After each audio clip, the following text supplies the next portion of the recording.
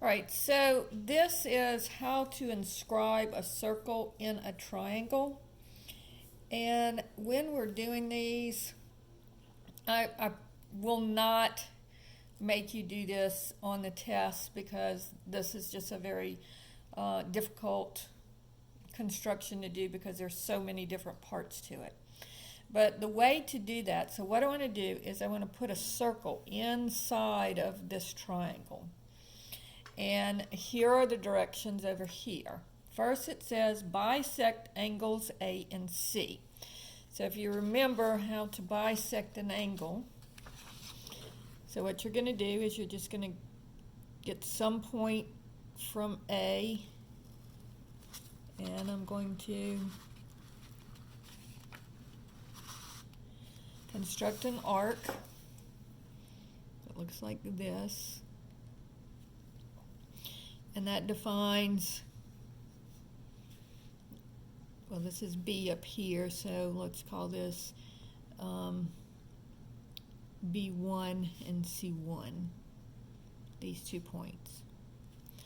And then I'm just going to take some value, doesn't matter how long I make it, but I'm going to draw an angle from C.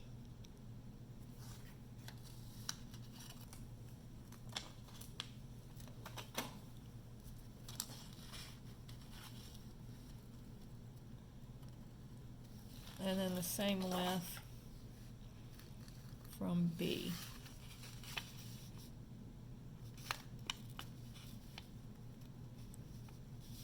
So same length from B, and then from C.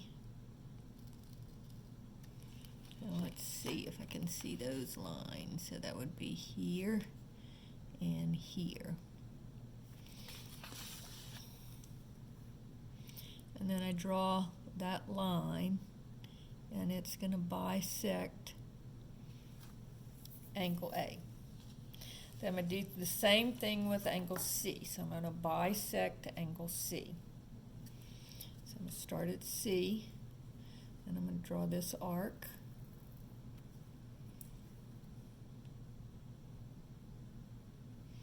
I'll call this B2 and C2. And then from B2,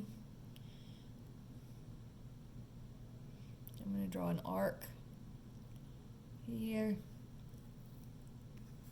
and then same length from C2, and then this line where this intersects,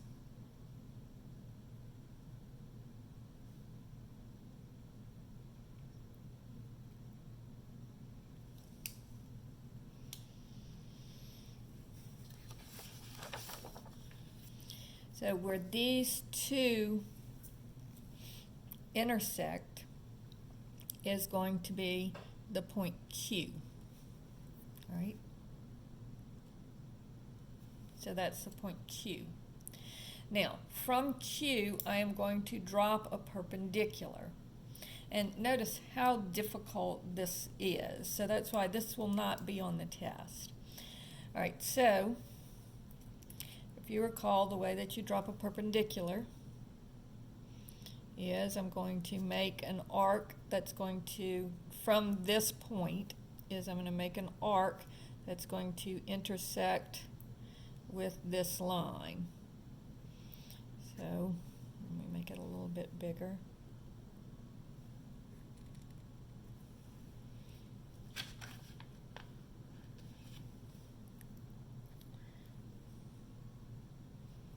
Sorry, my scissors aren't cooperating.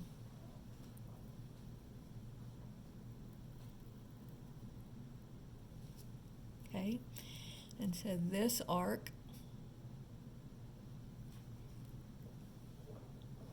looks like this. Okay, let's call that B3 and C3. You don't really need to name them. And then I'm going to come same distance from up here. I'm going to go from here. It actually doesn't have to be the same distance, but it has to be the same distance from C3 and B3 to where those two meet. So that gives me this little arc here and this little arc here. And so now I am going to drop a perpendicular.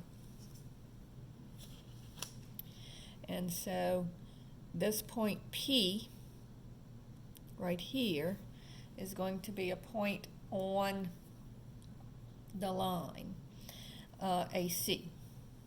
All right, so now this gives me the radius of my circle. So now let me move my paper a little bit and see if we can get this to work. So this gives me my radius of my circle, this distance from P to Q. And notice that this is a perpendicular line to AC.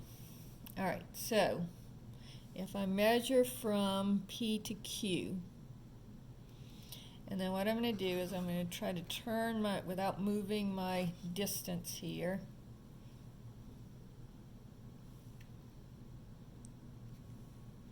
Of course, this would be much better if I had an actual compass, but I'm sorry that I don't. And so now I'm just going to draw my circle.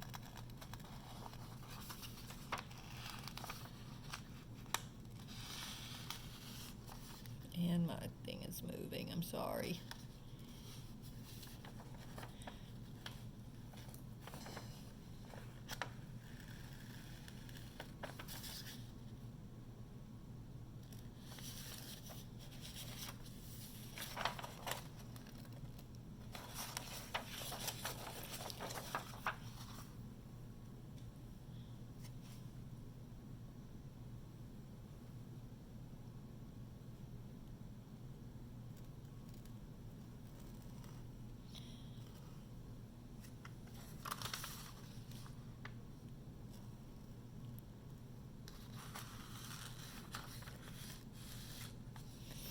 So, not perfect, but not horrible either. So you can see that when I draw my circle,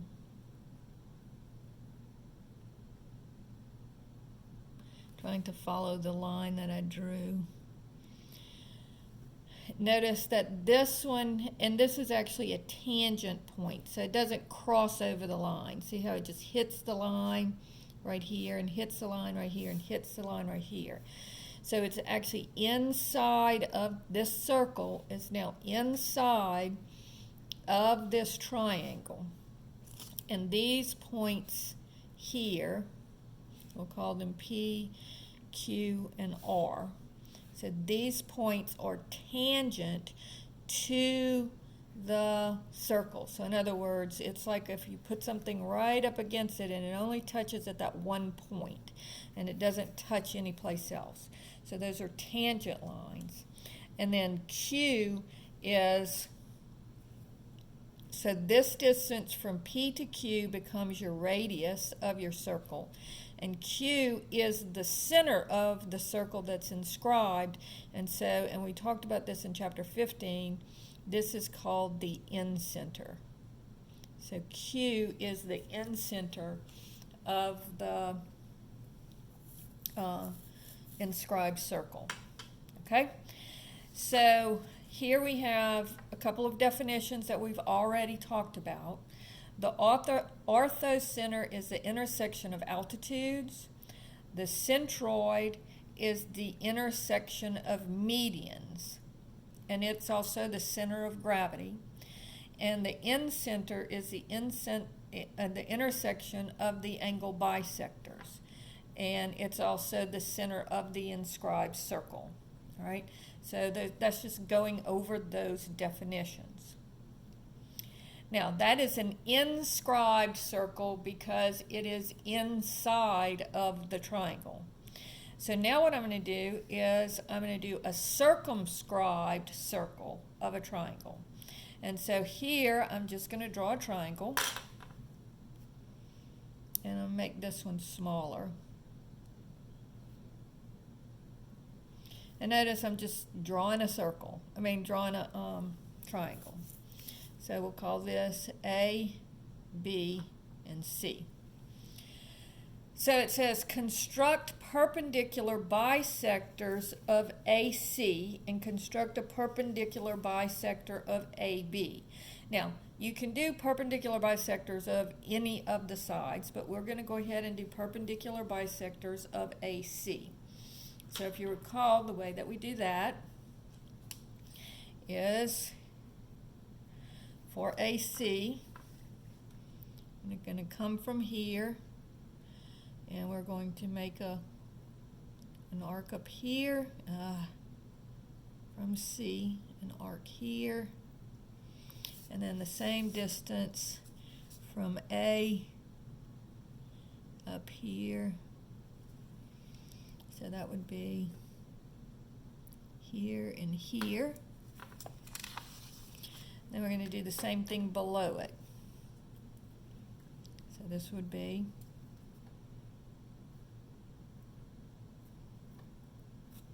from here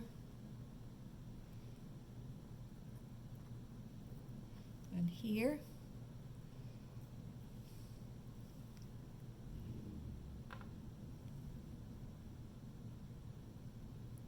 Lost one of my arcs. So I have here and here.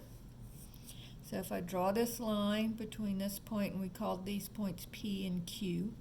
So now I'm going to draw this line, and notice that this and this are the same. It bisects the line segment, and then it's perpendicular.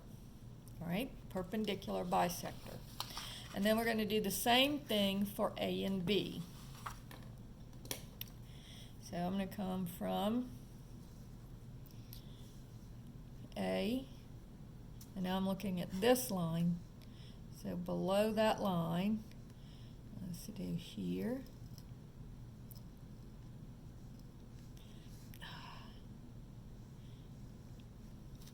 This is not easy to do with a, and from B.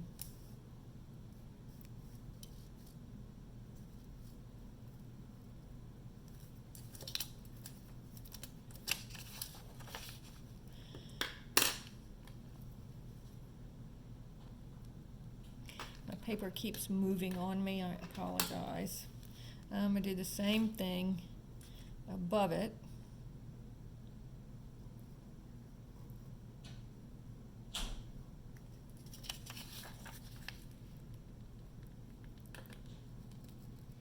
I think my size just moved. Let me do here and here. It's really hard to keep this thing straight. So this is probably not going to work exactly, but it'll be close. All right, so then this would be, the line through those 2 points would be the perpendicular bisector. So again, perpendicular, and it bisects the angle. So this will be the center of my circumscribed circle. So now notice that in a circumscribed circle, these points all have to be on the circle. The vertices of the triangle have to be on the circle. So notice that the distance from my center to A is going to be the same as the distance from the center to B, and it will be the same as the distance from the center to C. So I'm pretty close here, actually. So if I can take this and draw my circle now.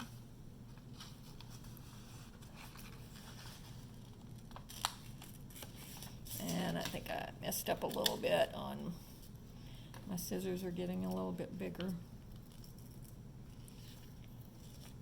But anyway, if if I draw my circle, it started here and it went to here and then here and then here and then keeps going down. Let me see if I can draw the rest of this.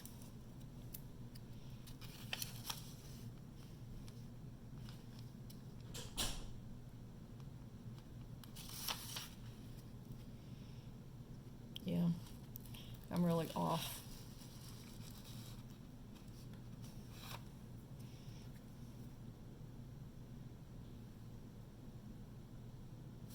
Anyway, that's what it kind of looks like. I'm sorry that I don't have a compass, but I did want to go to the store and risk getting the virus. So, but that is how, so you can see what's going on, even though it's not a very good picture. You can see that what you're doing here is you're getting a circle that goes around, and the vertices of my triangle hit right on the circle. Okay? So that's what circumscribing a circle around a triangle looks like. And this is how you do it. You do the perpendicular bisector of this line, the perpendicular bisector of that line. That gives you the center of your circle, and then you can, the radius will be from any of the points of the vertices to that center. And then you just draw your circle. All right? And I'm sure y'all can do a much better job than I can. So I'm going to stop the video here and make it into 2 parts. I think we should be able to finish it on one more part.